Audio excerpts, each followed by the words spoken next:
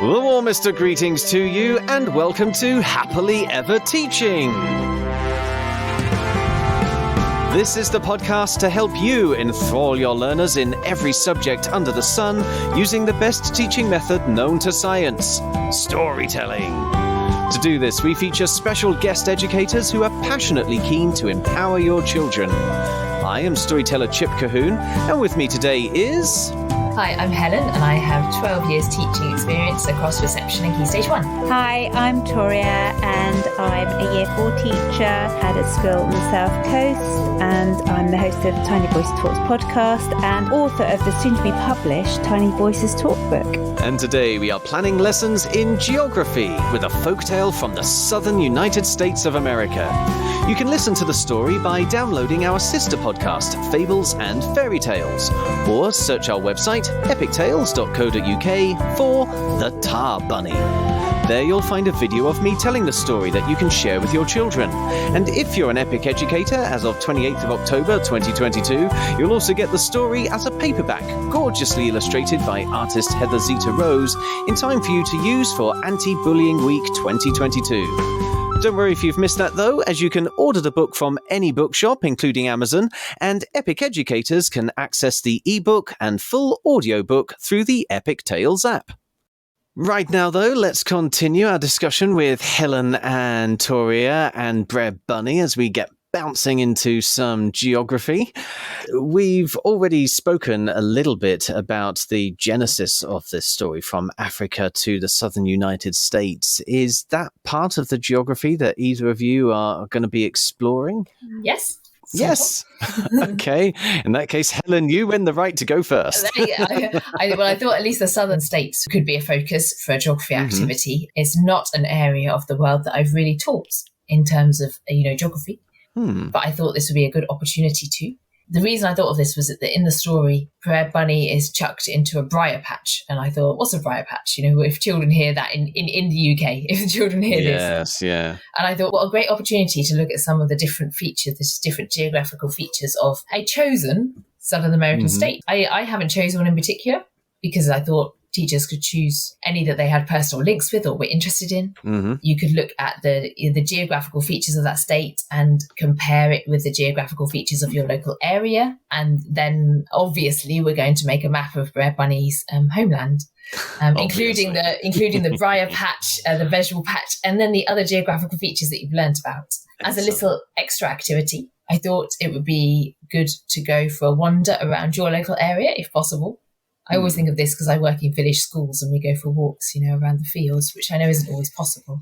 But you go for a walk around your town or, wherever your school is and look at the features, firstly, to compare with where Brer Bunny lives. And then you could spot, to give it a bit of a focus, you could say, so where would Brer Bunny be thrown in here?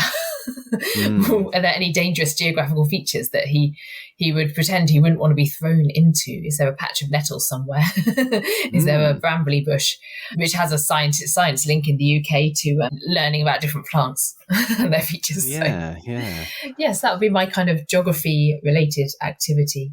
This story. It does amaze me, actually, that animals seem to be able to go through nettles without any bother at all. So, I don't know, that may well be a good geography/science link there. And, donkeys eat thistles. How do they do that? So, find all sorts of dangerous plants in the UK. How about as we go up the primary range to ages 7 to 11, though, Toria? Where's the geography you found in the tale? Mine was slightly different, I'll be honest. For some reason, I read this and thought, oh, this could all have been avoided if they'd started a farming cooperative.